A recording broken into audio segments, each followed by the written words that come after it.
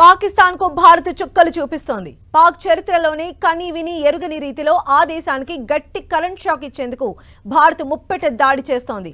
Indian army అమ్ముల పొదిలో ఉన్న అన్ని రకాల అస్త్రాలను వ్యూహాత్మకంగా ప్రయోగిస్తూ పాక్ గుక్క తిప్పుకోకుండా చేయిస్తోంది. ఉగ్రవాదులు ఊపిరి పీల్చుకునే లోపే వారి ఊపిరిని తీసేస్తూ పాక్ దిమ్మ తిరిగే షాక్ ఇస్తోంది. భారత్ కొడుతున్న దెబ్బకు పాక్ గిలగిలా కొట్టుకుంటోంది.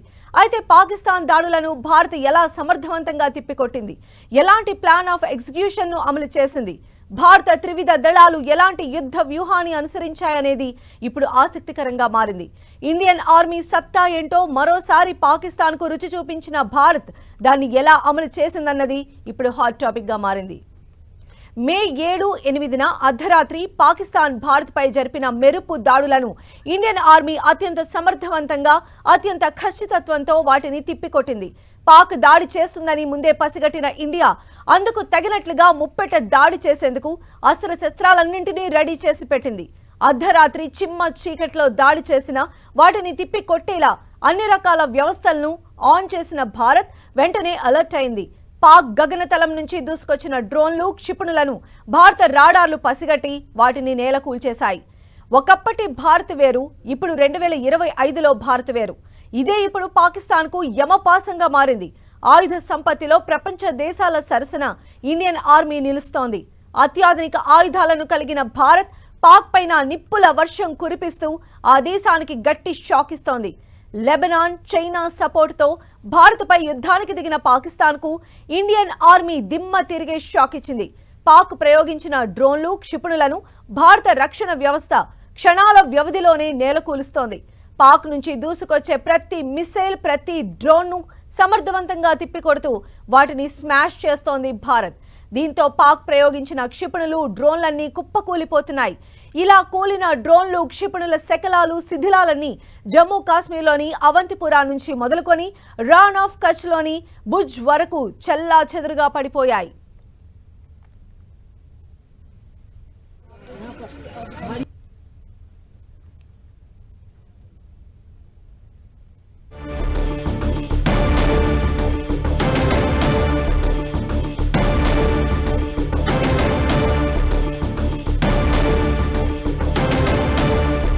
యుద్ధం వద్దంటూ భారత్ కోరుతున్నా లేదు యుద్ధమే కావాలంటూ పాకిస్తాన్ కోరుకుంటోంది. దీంతో దాయాది దేశానికి జీవితంలో మర్చిపోలేని విధంగా షాక్ ఇవ్వాలని డిసైడ్ అయిన భారత్ తన అమ్ముల పొదిలో ఉన్న ఒక్కో బ్రహ్మాస్త్రాన్ని ప్రయోగిస్తూ పాక్ను మట్టి కరిపిస్తోంది. భారత్కు చెందిన సెన్సార్లు, యాంటీ మిసైల్ వ్యవస్థ అత్యంత సమర్థవంతంగా పనిచేసింది. పాక్ ప్రయోగించిన క్షిపణులు, మిసైళ్లన్నింటినీ భారత సెన్సార్ వ్యవస్థ పసిగట్టి వాటిని నేలకూల్చింది. 1800 కిలోమీటర్ల పరిధిలో ఎక్కడా డ్రోన్ కనిపించినా క్షణాల్లోనే వాటిని కూల్చేసి పాక్ షాక్ ఇచ్చింది. పాక్ ప్రయోగించిన డ్రోన్లు, క్షిపణులు భారత సరిహద్దు దాటి దేశంలోకి ఎంటర్ అయిన వెంటనే వాటిని మన యాంటీ మిసైల్ వ్యవస్థ కుప్పకూల్చింది. అమెరికా, రష్యా, ఇజ్రాయెల్ నుంచి భారత్ కొనుగోలు చేసిన అత్యాధునిక ఫైటర్ జెట్ విమానాలు, అత్యాధునిక ఎయిర్ డిఫెన్స్ సిస్టమే ఇవాళ పాక్ను దెబ్బతీసిందని చెప్పొచ్చు. అమెరికా నుంచి భారత్ కొనుగోలు చేసిన integrated counter unmanned air craft systems CUAS defence mechanism భారత్కు బ్రహ్మాస్త్రంగా మారింది.